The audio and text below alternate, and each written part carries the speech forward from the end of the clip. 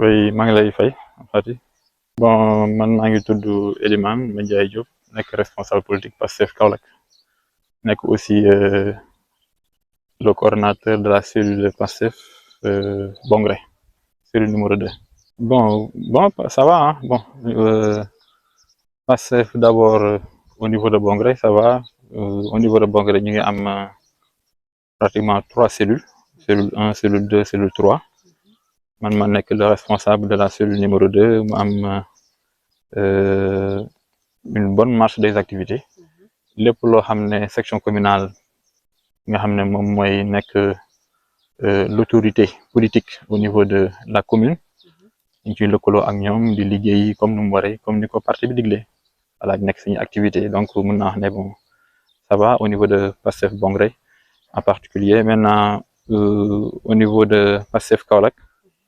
ñu ngi bokk ci section communale bu Pastef Kaolack donc là aussi bon ça va ñu ngi ci def lépp loo xam ne parti bi laaj na ko ci wàllu activité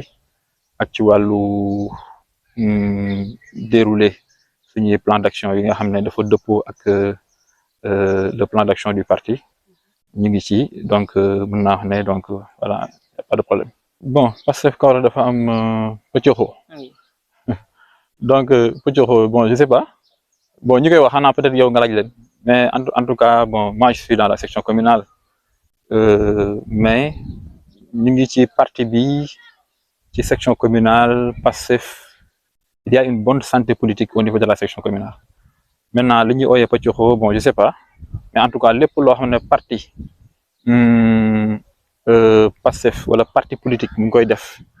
mu dëppoo nag ci anam éthique comme le terme éthique nu mu bokkee ci parti bi loolu mën naa wax ne ñu ngi ci donc amuñu wax bon je sais pas pëccëxoo politique dafa ànd ak coow peut-être ñoom conception bi ñu am ci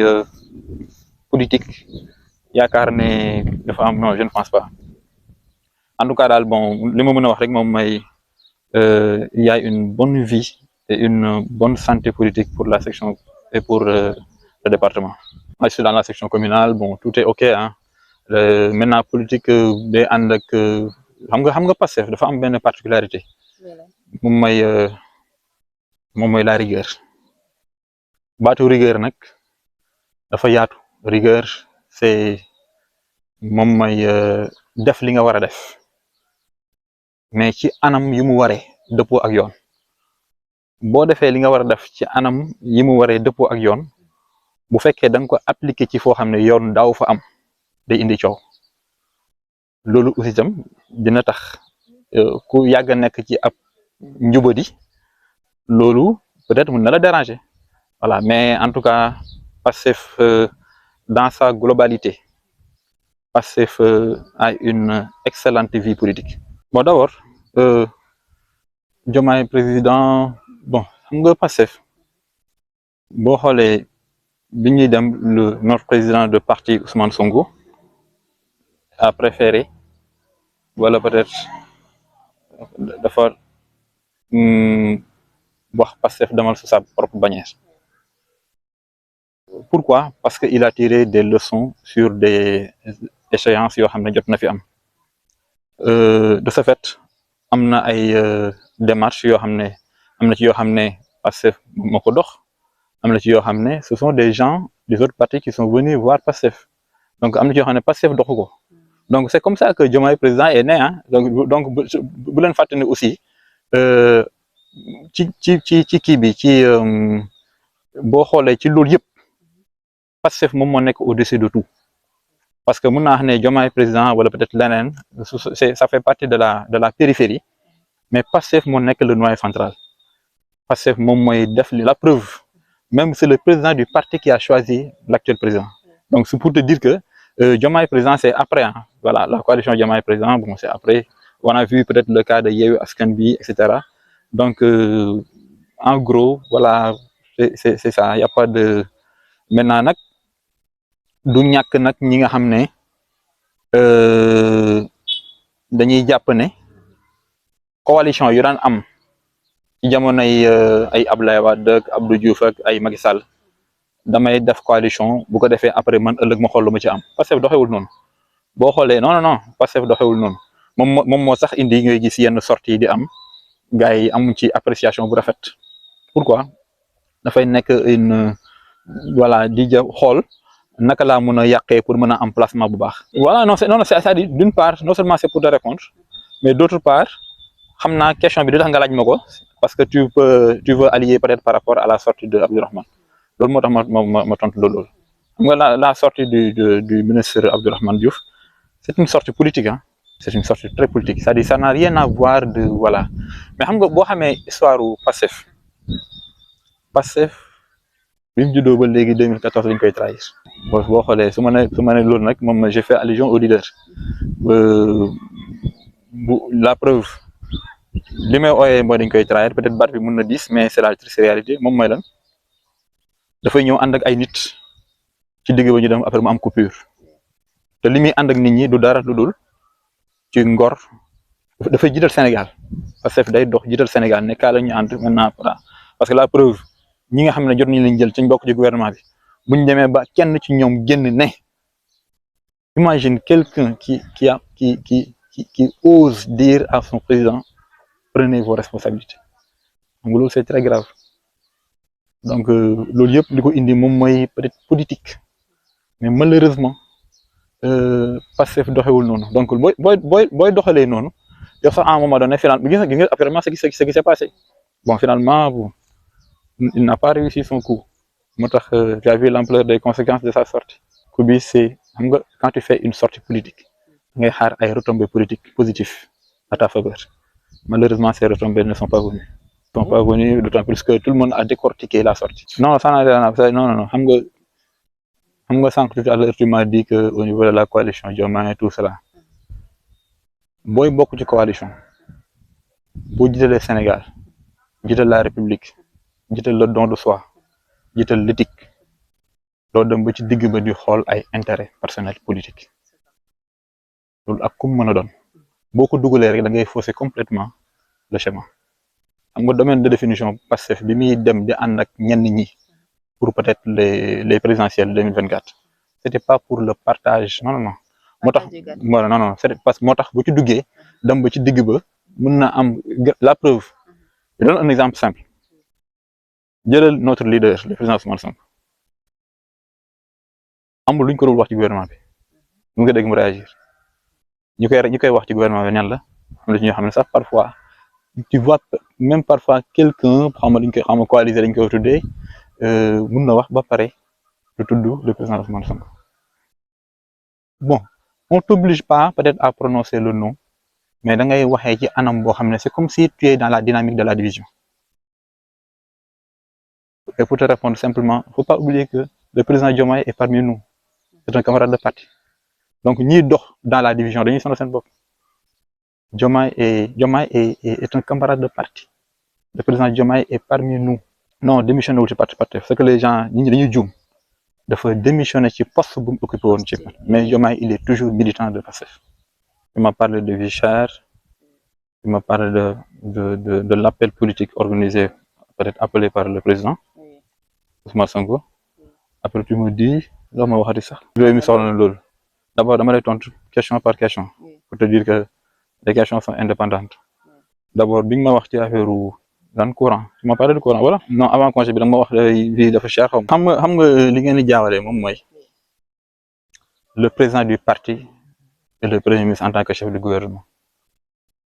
bu jëlee congé c'est par rapport à l'action gouvernementale benn ñaareel bi est-ce que bu jëlee congé dafay tax les projets taxaw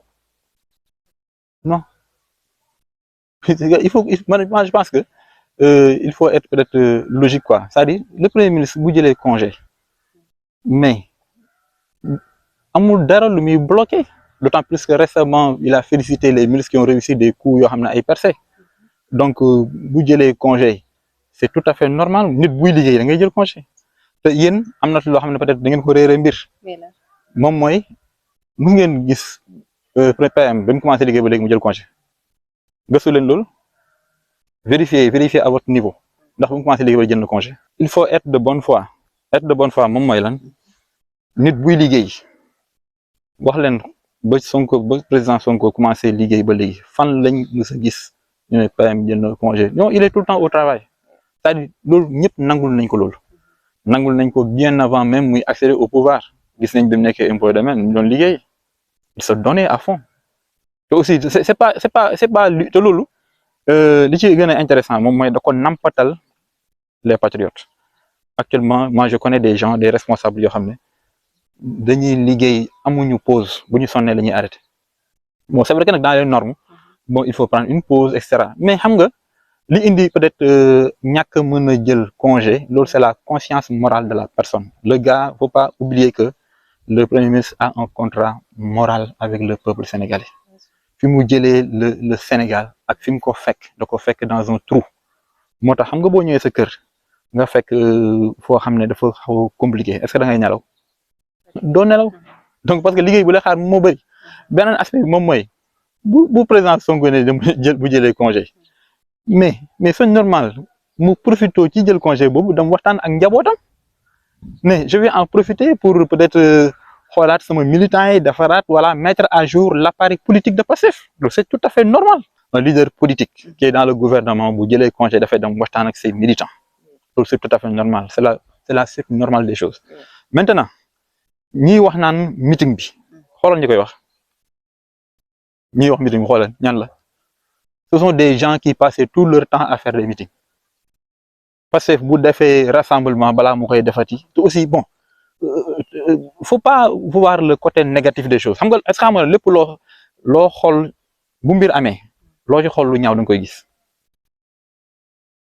lu gën a simple rek moom mooy kañ la le président Ousmane Sonko gëj a jàkkaarloo ak sa famille politique kañ la gëj am ba mu nekkee ci gouvernement bi léegi kañ la am kan moo fi sañ a def loolu on a vu des régimes yoo xam ne fii lañ nekkoon nekk fi passer tout leur temps di def ay rassemblement politique ay Mumbai ay nagget donc c'est d'autant plus que meeting boo xam ne rassemblement boo xam ne dërëmu état nekku ci demu ci organisation yi ngay gis yëpp dans toutes les communes dans les départements or cette organisation ñiy dem ak ñëw yëpp ce sont des moyens propres au niveau de la coordination ay cotisation wala ay responsables politiques ñëw jàpp ci nangam je prends le cas de Kaolack amul dara loo xam non ce sont les responsables politiques qui sont les responsables locaux ñoo ciy génne seen moyen parce que Kaolack bon on s'est déjà organisé bon xam naa peut-être inchallah ñu ngi ci dernier réglage yi récemment bon on va essayer de ñu ngi ci préparé wu pour comme toute coordination rassemble bañ a des ginnaaw en tout cas lépp loo xam ne peut-être war na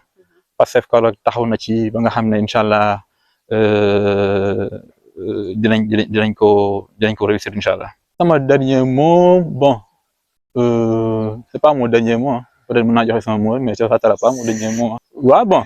li may wax rek moom mooy di ñaan yàlla l'appel du 8 mu nekk inchallah un appel réussi mu nekk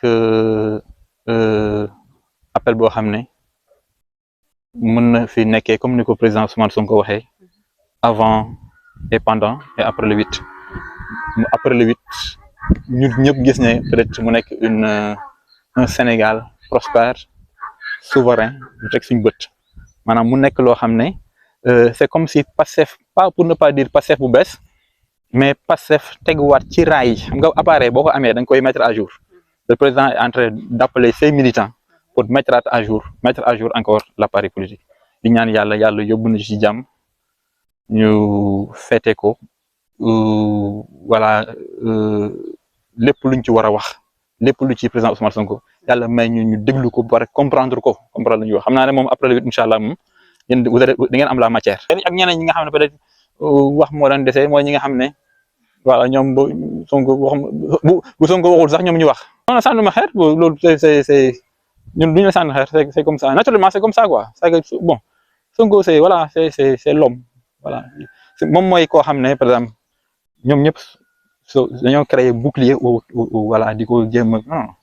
mais malheureusement nag les patriotes sont là ñun moom yàlla defal nañu sutura jàpp ne Ousmane Sonko c'est une bénédiction pas pour le Sénégal mais pour l'Afrique te képp kuy ñaan yàlla naan peut-être une division entre le président Ousmane Sonko et le président Diomaye yàlla tere bu mu am